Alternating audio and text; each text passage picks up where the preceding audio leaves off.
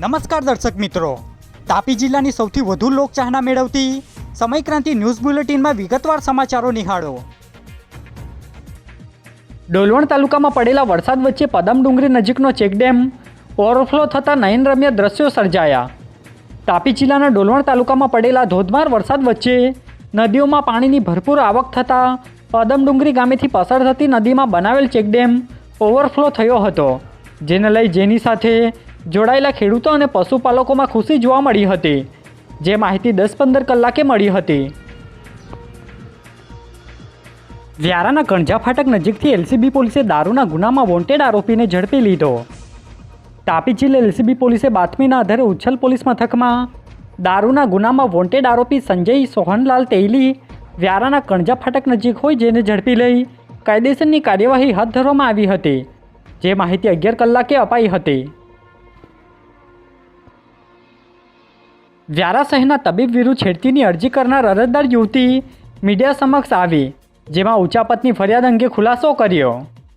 વ્યારા શહેરના તબીબ ડૉક્ટર શૈલેન્દ્ર ગામિત વિરુદ્ધ દુષ્કર્મ અને છેડતીના પ્રકરણમાં તબીબના પત્ની દ્વારા 2 યુવતી વિરુદ્ધ ઉચાપતની ફરિયાદ અરજી અપાઈ છે, જે બાબતે છેડતીની ફરિયાદ અરજી આપેલ યુવતી મીડિયા સમક્ષ આવી હતી અને આક્ષેપો ખોટા હોવાનું જણાવ્યું હતું, જે માહિતી 10 કલાકની આસપાસ અપાઈ હતી. જી ડોક્ટર સાહેબે તમારા પર ઉચાપતની ફરિયાદ કરી છે, કેટલી સત્ય? આ વાત એકદમ અસત્ય છે. ડૉક્ટર સાહેબ પોતાના ઇન્કમ ટેક્સ બચાવવા માટે અને ઇન્કમ ટેક્સની ચોરી કરવા માટે અમારા ખાતાનો યુઝ કરતા હતા. 5 વર્ષથી જે એરિયા ઉચાપતની મારા પર કરે છે, તો 5 વર્ષથી ડૉક્ટર સાહેબ ક્યાં ગયા હતા? 5 વર્ષ પછી એમણે શું હિસાબ લીધો જ નહીં હતો? એના માટે તમે જે ફરિયાદ કરી તેને દબાવવાનો પ્રયત્ન? હા, એને દબાવવાનો પ્રયત્ન કરે છે અને એના માટે પીઆઈ સર અને એસપી સાહેબને જે ફરિયાદ કરી હતી એના પર હજુ લગીન કોઈ એક્શન લેવામાં આવ્યું નથી. જે બળાત્કાર અને છેડતીની ફરિયાદ હોય એના માટે તરત જ એક્શન લેવામાં આવ્યું છે. તો શું ડોક્ટર સાહેબને એ લોકો સપોર્ટ કરે છે અને અમને વારંવાર હેરાન કરવામાં આવે છે? કેટલી વાર તમે બોલાવ્યા? અમને 5 થી 6 વાર બોલાવવા માટે આવ્યા છે. ડોક્ટર સાહેબને કોઈ બોલાવવામાં આવ્યા છે? ના, નથી બોલાવવામાં આવ્યા. અમને ઘડી ઘડી કહેવામાં આવે છે કે તમારું નિવેદન લેવાનું છે, નિવેદન લેવાનું છે. અને જ્યારે અમે કાલે પીઆઈ સાહેબને મળવા ગયા હતા અને એમને કીધું હતું કે તમે એફઆરઆઈ કરશો, ત્યારે એમણે કીધું કે એફઆરઆઈ કરવાની ના નથી પાડી, પણ એમણે હજુ લગીન કોઈ એક્શન પણ લીધું નથી. તો શું છોકરીઓને કોઈ જ નારીઓને કોઈ જ સપોર્ટ કરશે નહીં અહીંયા? આ કેટલે સત્ય છે? તમે પૈસા ખાધા છે? ના, આ વાત એકદમ અસત્ય છે. સોંગઢ તાલુકાના ઉખલદા ગામે દીપડી પાંજરે પુરાઈ જતા ગ્રામજનોએ રાહતનો શ્વાસ લીધો.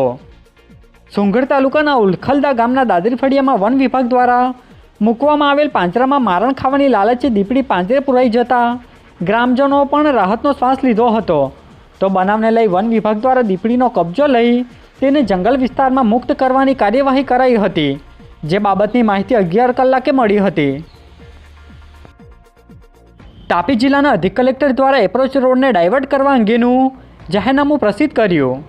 તાપી જિલ્લાના અધિક નિવાસી કલેક્ટર દ્વારા એક જાહેરનામું પ્રસિદ્ધ કરવામાં આવ્યું છે, જેમાં ઉચ્છલ તાલુકાના ભીતબુદ્રક એપ્રોચ રોડને ડાયવર્ટ કરી વૈકલ્પિક માર્ગનો ઉપયોગ કરવા અંગે જાહેરનામું બહાર પાડવામાં આવ્યું છે, જેમાં અલગ અલગ મુદ્દા આવરી લેવામાં આવ્યા છે, જે માહિતી 11-15 કલાકે મળી હતી.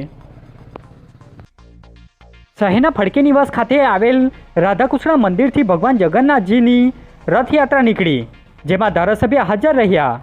તાપી જિલ્લાના વ્યારા શહેરમાં આવેલ રાધાકૃષ્ણ મંદિર ખાતેથી આજે અષાઢી બીજના દિવસે ભગવાન જગન્નાથજીની રથયાત્રા નીકળી હતી, જેમાં વ્યારા શહેર અને જિલ્લાના ભક્તો જોડાયા હતા. જે યાત્રા દરમિયાન ભગવાન નગર ચર્ચાએ નીકળતા દર્શન માટે ઘોડાપુર ઉમટ્યું હતું, જેને લઈ વિધાનસભાના ધારાસભ્ય મોહન કોંકણી દ્વારા માહિતી અપાઈ હતી, જે માહિતી 4 કલાકની આસપાસ અપાઈ હતી. જગન્નાથ યાત્રા એ સમગ્ર વિશ્વના જગન્નાથ જેમની યાત્રા આજે અહીંયાથી વ્યારા ખાતેથી નીકળી છે.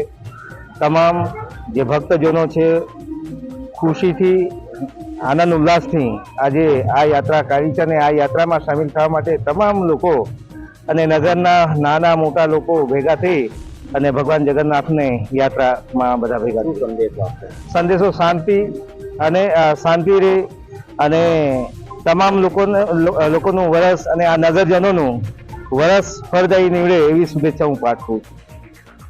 ગાંગપુર ગામે પોલીસે રેડ કરી મહિલા આરોપીના ઘરના પાછળના ભાગેથી વિદેશી દારૂ ઝડપી લઈ કાર્યવાહી હાથ ધરી.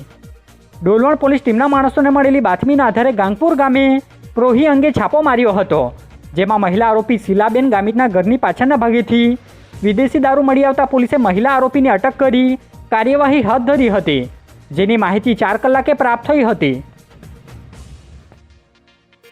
બારડોલી લોકસભાના ઉમેદવારો દ્વારા કરેલ ખર્ચ ચૂંટણી વિભાગે જાહેર કર્યા. બારડોલી લોકસભા બેઠકની ચૂંટણી પૂર્ણ થયા બાદ ચૂંટણી વિભાગ દ્વારા લોકસભાની ચૂંટણીમાં ભાજપ અને કોંગ્રેસ દ્વારા કરાયેલ ખર્ચની વિગત જાહેર કરવામાં આવી હતી, જેમાં ભાજપના ઉમેદવાર પ્રભુ વસાવા દ્વારા 54.67 લાખ અને કોંગ્રેસના સિદ્ધાર્થ ચૌધરી દ્વારા 32.29 લાખનો ચૂંટણી ખર્ચ કરવામાં આવ્યો હોવાની સત્તાવાર માહિતી 4 કલાકે મળી હતી.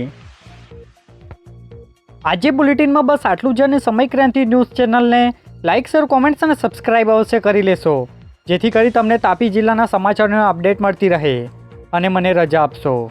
આભાર. જય હિન્દ, જય ભારત.